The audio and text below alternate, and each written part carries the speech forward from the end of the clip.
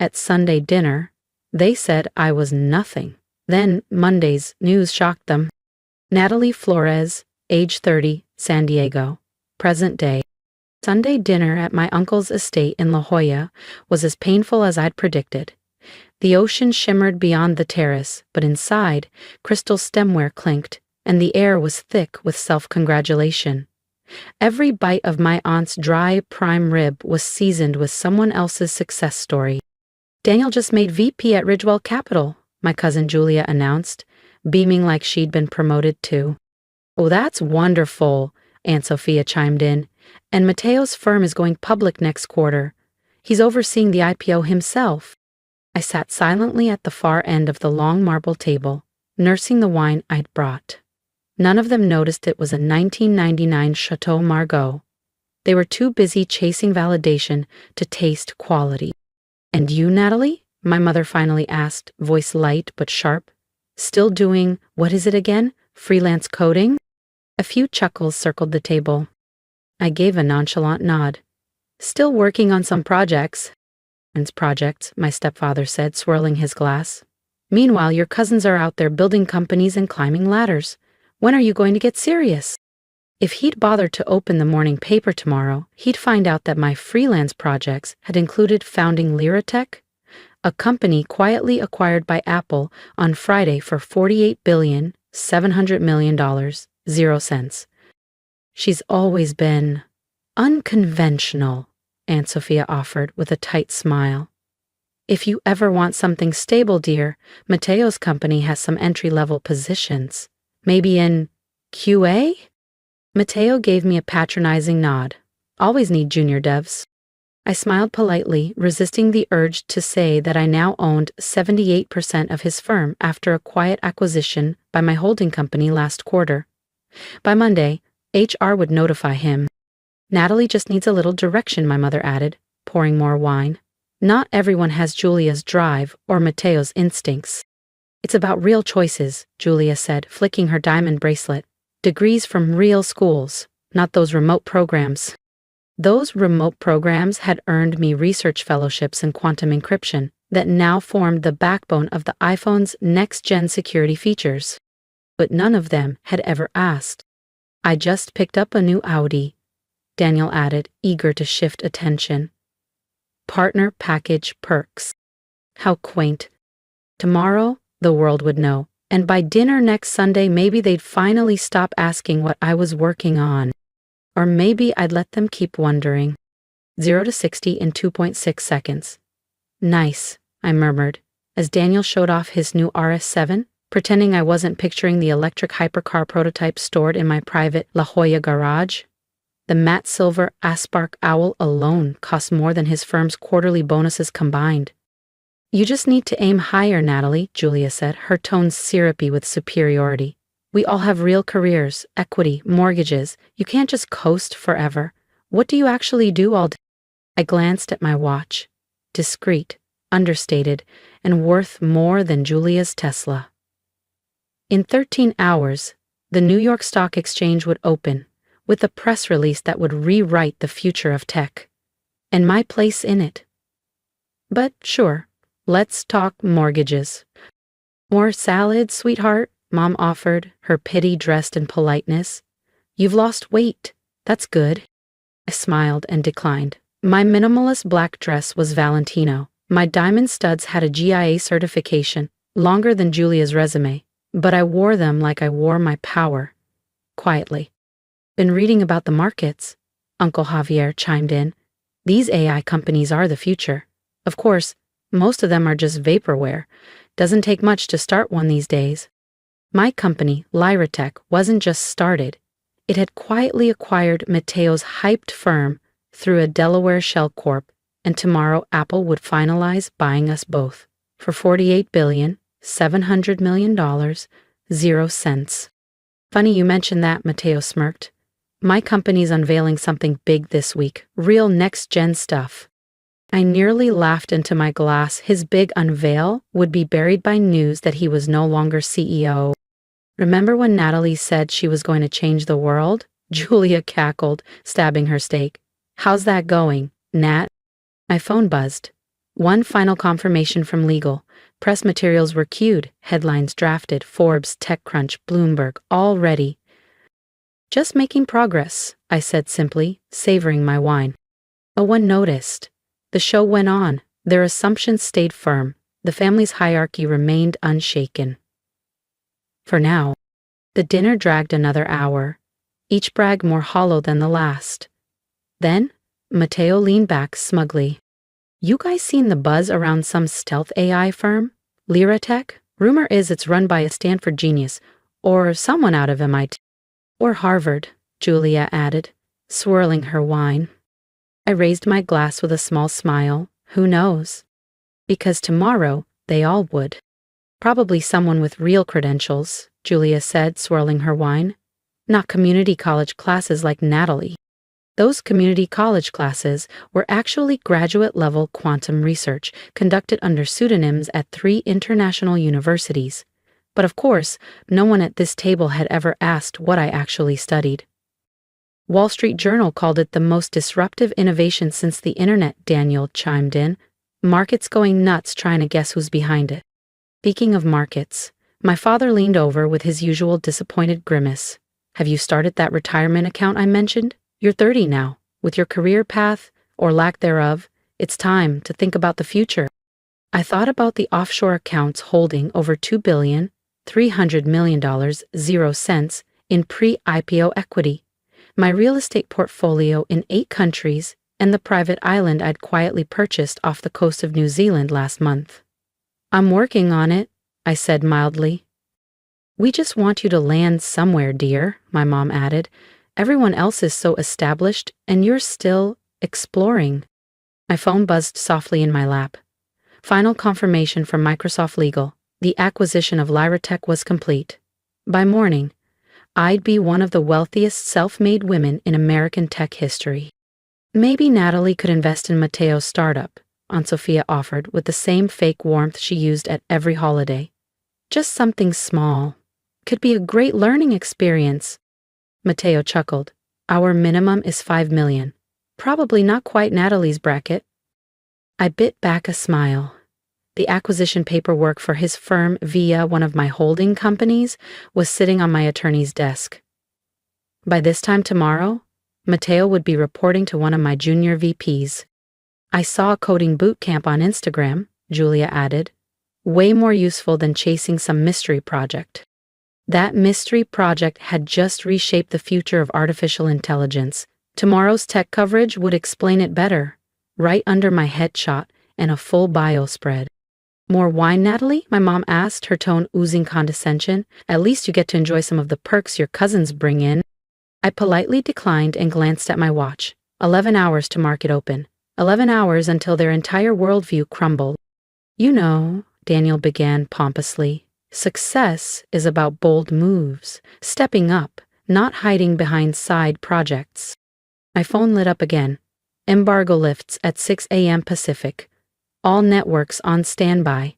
Forbes feature locked. There's an admin opening at Ridgewell, Julia offered. Might be a good fit, something realistic for you. I smiled, sipping my wine. Thanks. I'll think about it. Just 11 more hours. Let them talk. If you've enjoyed watching them underestimate me, just wait until they see the headlines. Subscribe now so you don't miss what happens when the world finally finds out who I really am.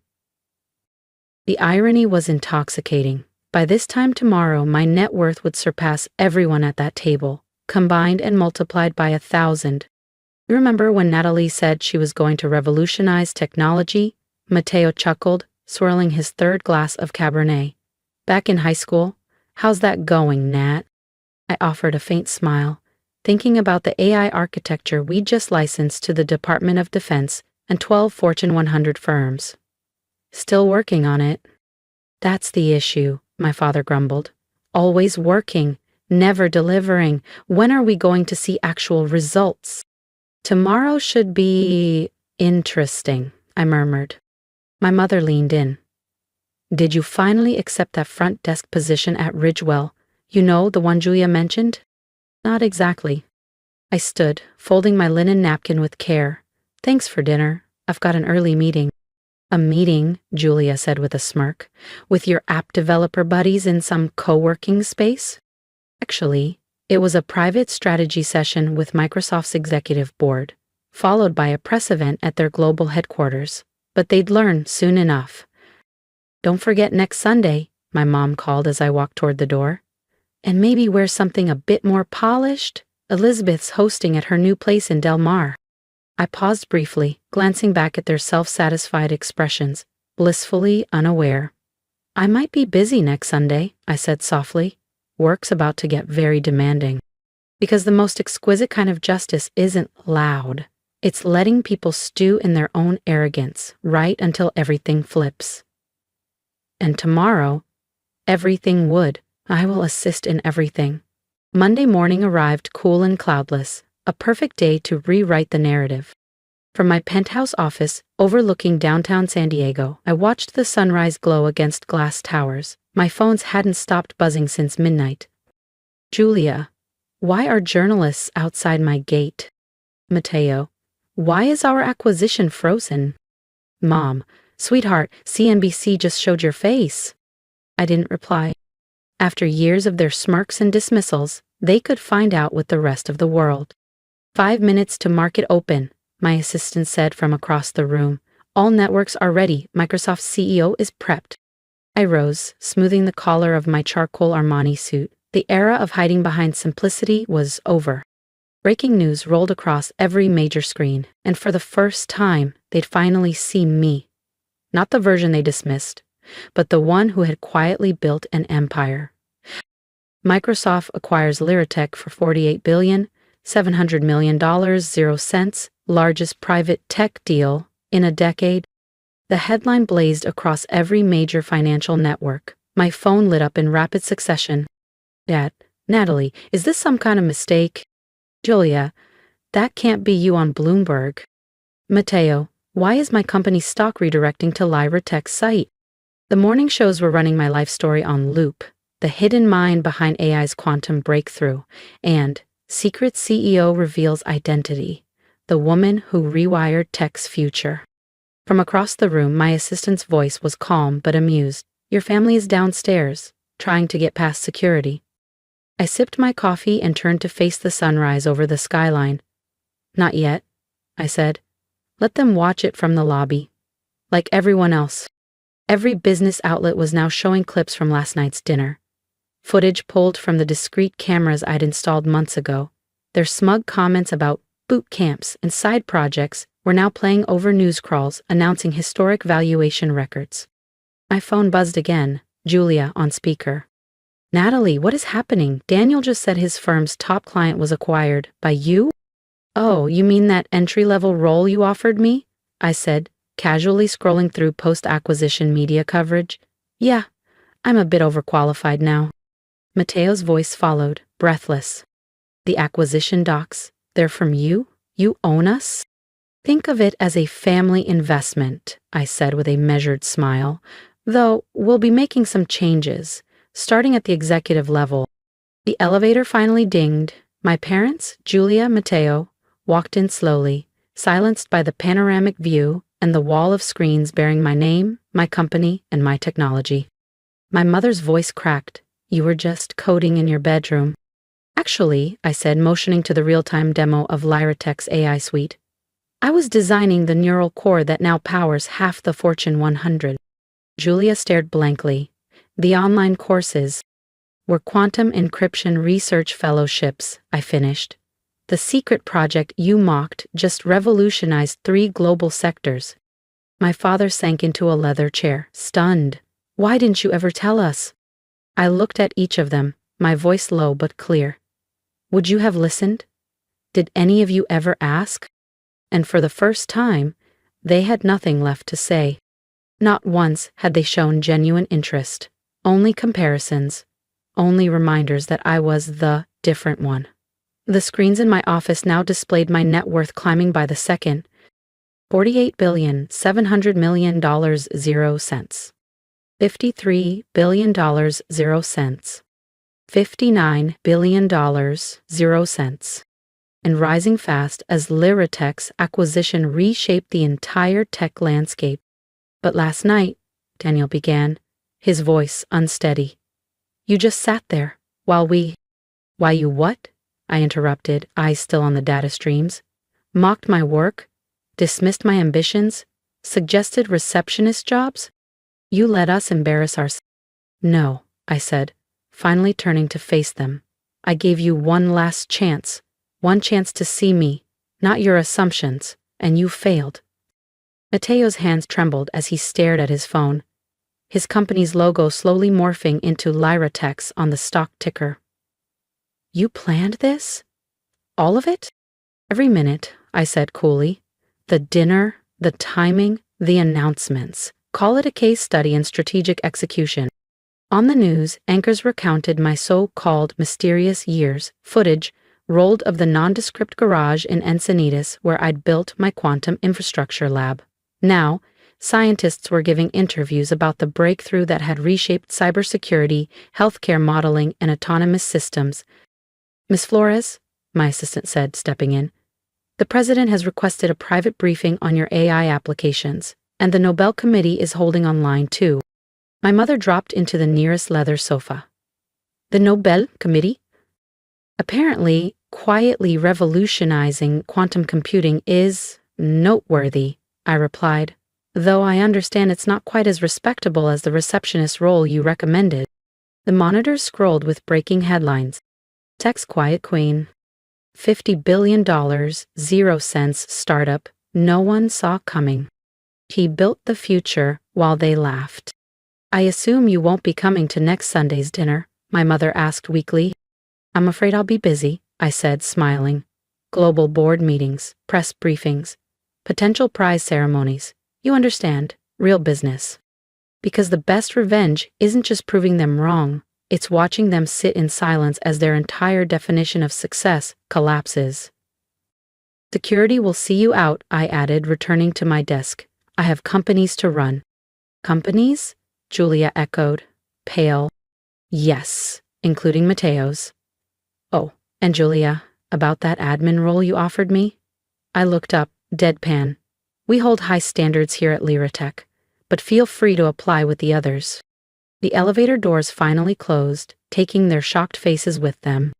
I was alone again, but this time surrounded by the empire I'd built, while they were too busy underestimating me. My phone buzzed once more. Mom, family dinner next Sunday? I stared at it for a moment, thinking about all the dinners where they'd question my worth, the lectures, the doubt, the smug smiles. Me? Sorry, too busy changing the world. Because true revenge isn't just success. It's giving them time, years if needed, to fully absorb exactly what they failed to see.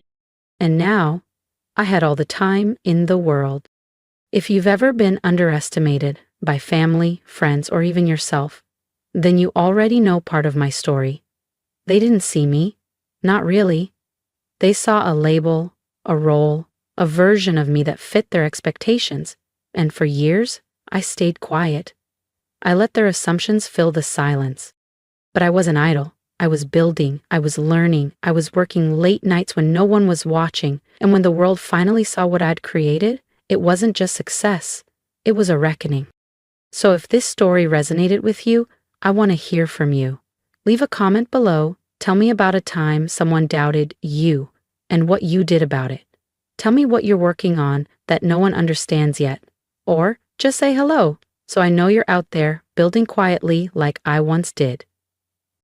And if you believe in stories like mine, stories about quiet strength, overlooked ambition, and earned triumph, then subscribe.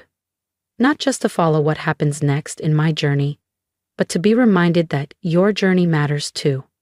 Even if no one claps, yet. Even if no one asks. Here's what I've learned. You don't have to explain your dreams to people who never cared to listen.